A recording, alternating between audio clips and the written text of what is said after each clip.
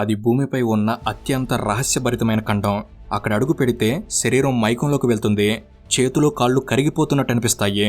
మంచు పొరల కింద కనిపించకుండా దాక్కున్న లోతైన చీలికలు మనుషుల్ని ఒక్కసారిగా లోపలికి లాగేయొచ్చు. పైనుండి చూస్తే శాంతంగా కనిపించే ఈ మంచు ప్రపంచం లోపల మౌనంగా పొంగుతున్న అగ్నిపర్వతాలున్నాయి. ప్రకృతి అత్యంత భయానకమైన రూపమైన ఇక్కడ అడుగు పెట్టాలంటే సహజశక్తుల్ని సవాల్ చేయడమే.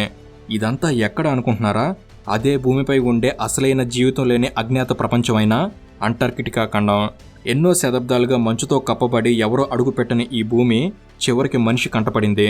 ఇక ఆనాటి నుంచి నేటి వరకు కూడా వేల సంఖ్యలో శాస్త్రవేత్తలు నిరంతరం ప్రాణాలను రిస్కులో పెట్టి మరీ పరిశోధనలు చేస్తూనే ఉన్నారు. ఈ పరిశోధనలో భాగంగా ఎన్నెన్నో అద్భుతాలని, రహస్యాలని ఛేదించగలిగారు. వాటన్నిటి గురించే ఈ వీడియోలో తెలియజేయబోతున్నాము. అసలు అంటార్కిటికా ఎలా ఉంటుంది? అక్కడ వాతావరణం ఎలా ఉంటుంది? అంటార్కిటికా మంచు కింద ఏముంది? శాస్త్రవేత్తల పరిశోధనలో ఏం తేలింది? మానవ జ్ఞానానికి సైతం అంతుచిక్కిన మిస్టరీలు అక్కడ ఏమున్నాయి? ఇలా ఎన్నెన్నో విషయాల్ని ఈ వీడియోలో స్పష్టంగా చూద్దాం. వీడియో అనేది చాలా బాగుంటుంది, ఎండ్ వరకు మిస్ కాకండి. అండ్ మీకు ఒక ప్రశ్న, మీరు చూసిన మంచు ప్రాంతం ఏదైనా ఉందా? ఉంటే తప్పకుండా కామెంట్స్లో తెలపండి. అండ్ ఇలాంటి మరెన్నో ఇన్ఫర్మేటివ్ వీడియోస్ని మీ కొరకు తెచ్చేందుకు మీ సపోర్ట్గా ఈ వీడియోకి జస్ట్ లైక్ చేయండి చాలు. సో లేట్ చేయకుండా let's get into the video.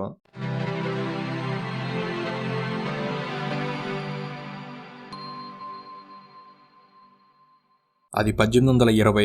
ఒక సముద్రయాత్రలో ఉన్న రష్యా నౌకదళంలోని ఇద్దరు వ్యక్తులు, ఫాబియన్ బెల్లింగ్షోసెన్, మిఖాయిల్ లాజారెవ్.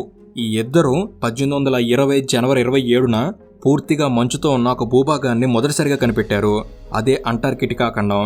అయితే అది ఖచ్చితంగా ఖండమా లేక మంచుతో ఉన్న కొండల సముదాయమా అనేది అప్పట్లో స్పష్టంగా తెలియలేదు. ఇక తర్వాతి సంవత్సరం 1821లో అమెరికన్ నావికుడు జాన్ డేవిస్ అంటార్కిటికా భూమిపై అడుగుపెట్టిన మొదటి వ్యక్తిగా చరిత్రకెక్కాడు. ఇలా యాదృచ్ఛికంగా బయటపడ్డ ఈ ఖండం ఇప్పుడు శాస్త్రవేత్తలకు ఒక ఖజానాలాగా మారింది. అంటే ఆ మంచు గర్భంలో వేల సంవత్సరాల భూమి చరిత్ర, వాతావరణ మార్పుల రహస్యాలు, ఇంకా కొత్త జీవరాశుల లక్షణాలన్నీ దాగున్నాయి. అందుకే అంటార్కిటికా అనేది కేవలం మంచుతో ఉన్న ఖండం మాత్రమే కాదు, మన భూమి భవిష్యత్తుకి తాళం పట్టే శాస్త్రీయ రహస్య భాండారం అని అంటున్నారు.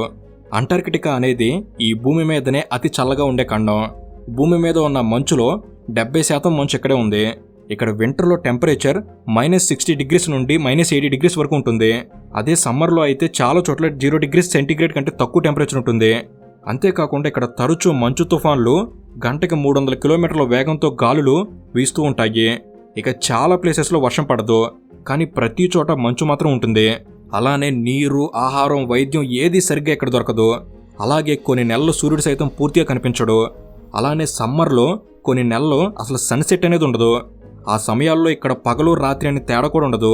అందుకే ఇంతటి విపరీత వాతావరణం వల్ల ఇక్కడ మనుషులు బతకటం చాలా కష్టం. ఎందుకంటే ఇలాంటి చలిలో మనిషి శరీరం కొన్ని నిమిషాల్లోనే గడ్డగట్టిపోతుంది. అలానే మానవ శరీరానికి అవసరమైన ఆక్సిజన్ కూడా ఇక్కడ దొరకదు. ఇక గాలి వేగం కూడా ఎక్కువగా ఉంటుంది. కాబట్టి అది మనిషిని నేలపై నిలబడనివ్వదు. అలానే పగలు రాత్రులు కూడా సరిగ్గా ఉండకపోవడంతో నిద్రలేమి, మానసిక ఒత్తిడి, డిప్రెషన్ లాంటి ఆరోగ్య సమస్యలు వస్తాయి. అలా మనిషి శరీరం మాత్రమే కాదు, మనసు కూడా ఆ వాతావరణాన్ని తట్టుకోలేదు.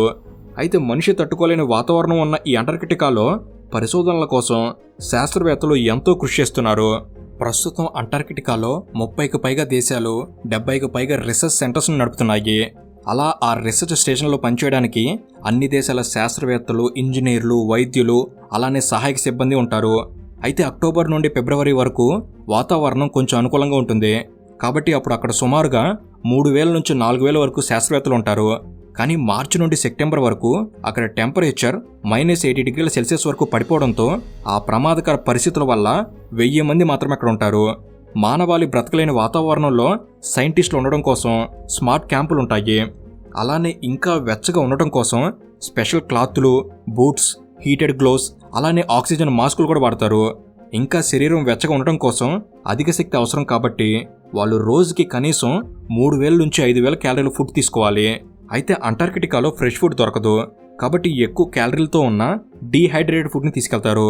ఇక తాగే నీటి కోసం అక్కడి మంచుని కరిగించి ఫిల్టర్ చేసి తాగుతారు. అయితే ఇప్పుడున్న రీసెర్చ్ స్టేషన్స్ చాలా వరకు అప్డేట్ అయ్యాయి. ఇక్కడున్న 70 రీసెర్చ్ సెంటర్లలో ముఖ్యంగా మనం మాట్లాడుకోవాల్సినవి 9 ఉన్నాయి.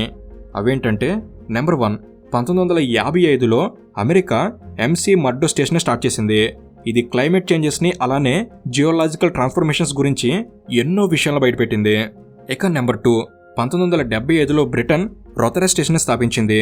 ఇది సముద్ర జీవులపై గొప్ప అవగాహన కలిగించింది. ఇక నెంబర్ 3, 1989లో భారతదేశం మైత్రి స్టేషన్ నెలకొల్పి భూశాస్త్రం అలానే వాతావరణ పరీక్షల గురించి తెలియజేసింది. ఇక నెంబర్ 4, 2012లో కూడా భారతదేశం తన 2వ స్టేషన్ అయిన భారతీ స్టేషన్ స్టార్ట్ చేసి సైన్స్ అండ్ టెక్నాలజీ డెవలప్మెంట్కి ప్రతీకగా నిలిచి మంచు పొరల్లోకి దూరి తీసిన ఐస్ కోర్ల ద్వారా గ్లోబల్ క్లైమేట్ మార్పుల పూర్వ చరిత్రని వెలికితీసింది. ఇక నెంబర్ 5, 2005లో ఫ్రాన్స్, ఇటలీ కలిసి కాంకోర్డియా స్టేషన్ స్థాపించి తీవ్రమైన చలికి మానవ శరీరం ఎలా రియాక్ట్ అవుతుందో కనిపెట్టారు. ఇక నెంబర్ 6, 1953లో అర్జెంటీనియా ఎస్పెరాంజా బేస్ స్టేషన్ స్టార్ట్ చేసి అంటార్కిటికాలోనే మొదటి మానవ జననాన్ని రికార్డ్ చేసి మానవులు ఈ ఖండంలో కుటుంబంగా జీవించగలరని చూపించింది.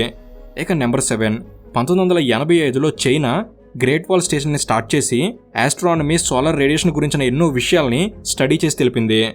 ఇక నెంబర్ 8, 1957లో రష్యా ఓస్టాక్ స్టేషన్ మొదలుపెట్టి -89.2 డిగ్రీస్ సెంటిగ్రేడ్ లాంటి అతి తక్కువ టెంపరేచర్ రికార్డ్ చేసింది. ఇక నెంబర్ 9, 1957లో జపాన్ షోవా స్టేషన్ స్టార్ట్ చేసి క్లైమేట్ చేంజ్, జియోలాజికల్ ట్రాన్స్ఫర్మేషన్స్ గురించి స్టడీ చేసింది. ఇక ఆ తర్వాత 1990లో శాస్త్రవేత్తలు చాలా కిలోమీటర్ల లోతు వరకు ఐస్ కోర్ డ్రిల్లింగ్ చేసి మంచు తీసి అందులో ఉన్న 8 లక్షల సంవత్సరాల ఎయిర్ బబుల్స్ని టెస్ట్ చేసి అప్పటి వాతావరణ పరిస్థితులను తెలుసుకున్నారు. 1996లో శాటిలైట్ రాడార్ అలానే సిస్మిక్ టెక్నాలజీ సహాయంతో 4 మీటర్ల మంచు కింద 20 మిలియన్ సంవత్సరాలుగా భూమి ఉపరితలంతో సంబంధం లేకుండా ఉన్న లేక్ ఓస్టిక్ అనే సరస్సును కనిపెట్టారు. అయితే 2012లో ఈ సరస్సు మీద ఉన్న మంచు శాంపిల్స్ని టెస్ట్ చేస్తే అందులో సూక్ష్మజీవుల ఉనికి కనిపించింది. దాంతో అంత చలిలో వెలుతురు, ఆక్సిజన్ లేకపోయినా ఎలా జీవం ఉంటుందనే దానిపై శాస్త్రవేత్తలు పరిశోధనలు మొదలుపెట్టారు. ఈ అనుభవం భవిష్యత్తులో మార్స్, జూపిటర్, చంద్రుడు లాంటి గ్రహాల్లో జీవితం ఉండొచ్చనే ఆలోచన బలపరిచింది. అంతేకాకుండా నాసా లాంటి అంతరిక్ష సంస్థలు అంటార్కిటికాలోని కొన్ని ప్రాంతాలని మార్స్ లేదా చంద్రుడిపై ఉన్న భూభాగాలకి సమానంగా భావిస్తూ వాళ్ళ ఎక్విప్మెంట్స్ని టెస్ట్ చేస్తున్నారు. అలానే వ్యామోగాములకు శిక్షణ ఇచ్చే ప్లేస్గా కూడా దాన్ని యూజ్ చేస్తున్నారు.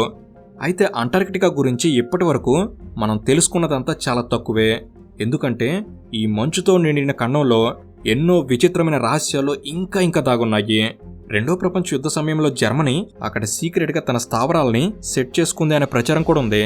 అలాగే అమెరికా 1946లో 13 నౌకలు 33 విమానాలతో వెళ్లి 4700 మందితో అంటార్కిటికా క్లైమేట్లో సైనికులకి ట్రైనింగ్ ఇవ్వడం, వారి ఎక్విప్మెంట్ని టెస్ట్ చేయడం కోసం ఆపరేషన్ హై జంప్ అనే మిషన్ ప్రారంభించింది.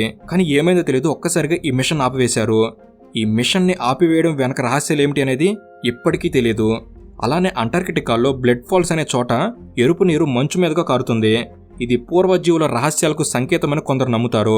ఇక ఉపగ్రహాల ద్వారా పిరమిడ్ షేప్స్లో కొన్ని కన్స్ట్రక్షన్స్ కనిపించాయని, అవి ప్రాచీన నాగరికతల గుర్తులు అయ్యుండొచ్చని కొందరు భావిస్తున్నారు. ఇక అంటార్కిటికాలోని కొన్ని ప్రాంతాల్లో విమానాల రాకపోకలను నిషేధించడం వెనక ఏదో ప్లాన్ ఉందనే అనుమానాలు కూడా ఉన్నాయి.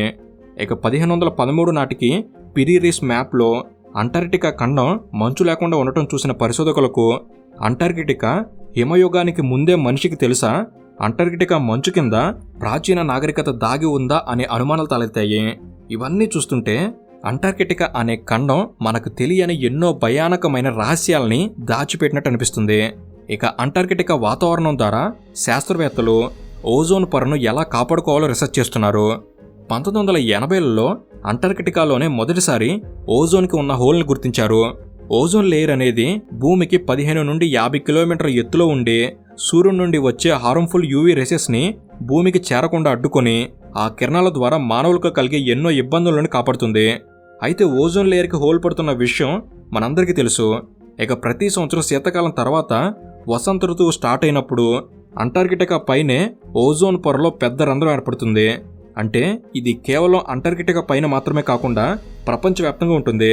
అయితే ఓజోన్ లేయర్కి హోల్ పడడానికి కారణం మనుషులు తయారు చేసిన కొన్ని హానికరమైన రసాయనాలు, అంటే క్లోరోఫ్లోరో కార్బన్లు, హైడ్రోక్లోరోఫ్లోరో కార్బన్లు వాతావరణంలోకి రిలీజ్ అయ్యి ఓజోన్ లేయర్కి చేరి దాన్ని పాడు చేస్తాయి. అయితే అంటార్కిటికా శీతాకాలం వచ్చినప్పుడు అక్కడి స్ట్రాటోస్ఫియర్ లేయర్లో ఉండే తీవ్ర చలి కారణంగా పోలార్ స్ట్రాటోస్ఫియర్ క్లౌడ్స్ అనే ప్రత్యేకమైన మంచు మేఘాలు ఏర్పడతాయి. ఈ మేఘాలపై క్లోరోఫ్లోరో కార్బన్ రియాక్షన్స్తో శీతాకాలం తర్వాత వసంత ఋతువు స్టార్ట్ అయినప్పుడు సూర్యకాంతి తిరిగి వచ్చినప్పుడు ఈ మేఘాలు ఓజోన్ లేయర్ని తొందరగా దెబ్బతీస్తాయి. దాంతో ప్రతి సంవత్సరం సెప్టెంబర్ నుండి నవంబర్ మధ్యకాలంలో అంటార్కిటికా పైన ఓజోన్ లేయర్ ఎక్కువగా దెబ్బతింటుంది. ఇలా అంటార్కిటికా వాతావరణం ఓజోన్ లేయర్ పైన హోల్ పడడానికి ముఖ్యమైన పాత్ర పోషిస్తుందని శాస్త్రవేత్తలు తెలుసుకున్నారు. ఇక ప్రస్తుతం ఉన్న వాతావరణ మార్పుల వల్ల అంటార్కిటికా వేడెక్కుతుంది, మంచు కరుగుతుంది. ముఖ్యంగా థ్వైట్స్ గ్లేసియర్ లేదా డూమ్స్డే గ్లేసియర్ అనే మంచు కొండలు కరిగితే సముద్ర మట్టం విపరీతంగా పెరిగిపోయి ప్రపంచవ్యాప్తంగా ఉన్న తీర ప్రాంత నగరాలకి ప్రమాదం ఏర్పడుతుంది. అంతేకాకుండా అంటార్కిటికాలోని మంచు పొరల కింద అగ్ని పర్వతాలు ఉన్నట్టు శాస్త్రవేత్తలు కనిపెట్టారు. ఇవి ఒక్కసారిగా బయటకు వస్తే విపరీతమైన విపత్తుగా మారుతుంది. ఇవన్నీ చూస్తుంటే అంటార్కిటికా అనేది కేవలం మంచుతో ఉన్న ఖండం మాత్రమే కాదు, ఇది భూమి గతాన్ని, భవిష్యత్తుని, అంతరిక్ష జీవితాన్ని, ఇలా చాలా విషయాల గురించి ముడిపడిన ఒక శాస్త్రీయ రహస్య ఖజానా అనిపిస్తుంది. సో ఇది ఫ్రెండ్స్ అంటార్కిటికా గురించిన కొన్ని విషయాలు. ఈ వీడియో అనేది మీరు కొత్త విషయాలు తెలుసుకోవడంలో ఎంతో కొంత ఉపయోగపడిందని నేను భావిస్తున్నాను. ఈ వీడియో కనుక మీకు నచ్చినట్లయితే జస్ట్ లైక్ చేయండి చాలు. ఇలాంటి మరెన్నో ఇన్ఫర్మేటివ్ వీడియోస్ని ఇక్కడ నుంచి తీసుకురాబోతున్నాము. అవన్నీ మీ వరకు చేరేందుకు జస్ట్ మన తెలుగు నాలెడ్జ్ సబ్స్క్రైబ్ చేసుకుని బెల్ ఆల్లో పెట్టుకోగలరని మనవి. Thank you for watching. Have a good day.